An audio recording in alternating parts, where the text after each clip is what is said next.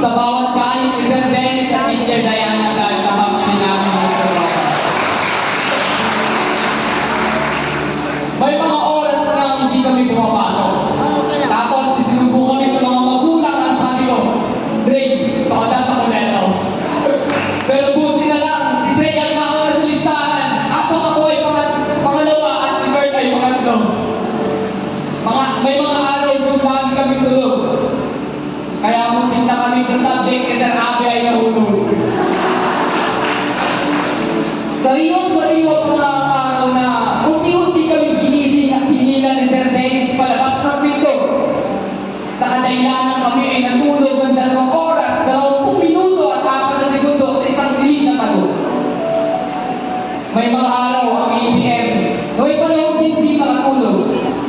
Nag-iisip ng paraan kung paano papasa sa recording ni Elsa. May mga oras din ang mga youths natin ay puyat. At wala nang buhok na masuklay, alam niyo na, dahil sa sunod-sunod na sa lifestyle. Mga oras na ultimo-puto ng tao na lang ang kinakabisado ng bawat estudyante sa STEM. Na minsan, di namin maintindihan kung nagre-record pa ako sa pagpupunuan. Madalas, ang dalawang klase ay nagkikirian. Kesyo ganito, kesyo ganyan. Sa Inter, alam niyo naman, si Sir Dennis ay aking palaban. Nakakatuwang isipin na sa loob ng ilang taon, tayo ang nailandas.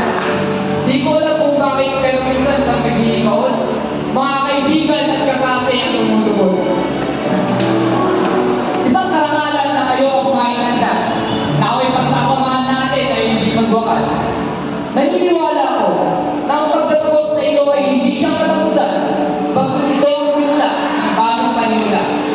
May kanya-kanya man tayong landas na nataaking sa kolehiyo ay sana huwag natin kalimutan na minsan tayo ay nagsama sa iisang quadrado silid.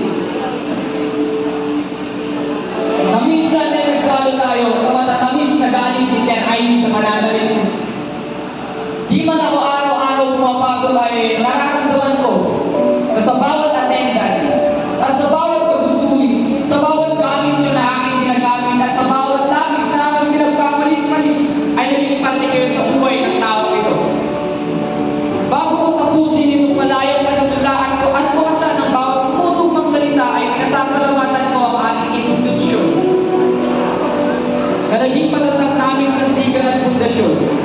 Sa mga magulang na ginagsawa ko malalay sa hirap at saya, kayo'y katuwang at gabay. Sa pangarap na aming nilalakbay, ang inyong suporta ay walang makantay.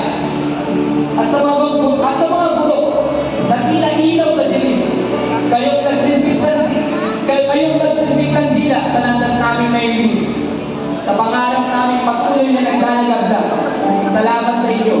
Kayo ang aming tunay na tanglaw at talag.